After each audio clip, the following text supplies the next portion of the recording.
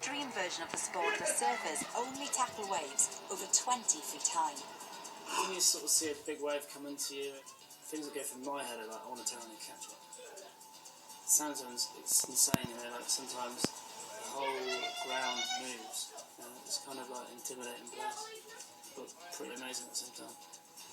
There's always a bigger wave. You never know, you know, like next week there might be a bigger wave, and, yeah, so it's never ending. Katie is proud of her husband, but every surfing trip brings worry. I sometimes have that horrible surge where I'm hugging him and saying goodbye, and I'm trying not to think this might be the last time. Like any other professional sportsman, Andrew strives to be the best and is currently one of the top competitors in the world. It's December when he arrives in Portugal to try to take the record for riding the biggest wave. The current Guinness World Record was set in Nazaré with a wave of just under 80 feet. It was one of the biggest swells this year. So it was like 11 was a little bit more nervous. We knew that one of us was going to get like one of the biggest waves of the year probably that day. Andrew can only attempt surfing these big waves with the help and backup of close friends and fellow professionals like Portuguese surfer Hugo Vau.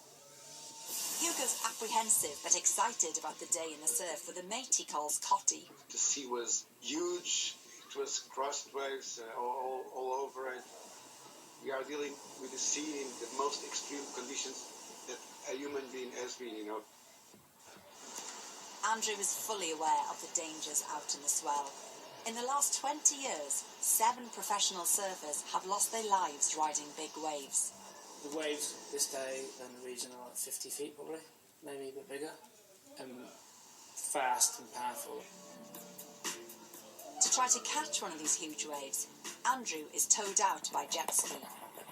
It's the only way he can build up enough speed to get in the best and safest position on the wave. Another team member on another ski keeps watch. Both jet skis tow rescue sleds in case of emergencies. Between us we've all got comms and stuff, so we can all speak to each other even though we're like just darting around in the ocean, you know. We also have comms on the cliff as well. On this December day, there are 2 teams of jet skiers working Nazaré Beach to tow the surfers out and to act as safety lookouts. As they begin their quest for the big waves, Hugo is acting as the safety ski, while Andrew is towed out by another team member. The scene has been recorded by camera teams on the cliff top. I was warming up a little bit and had a couple of nice rides.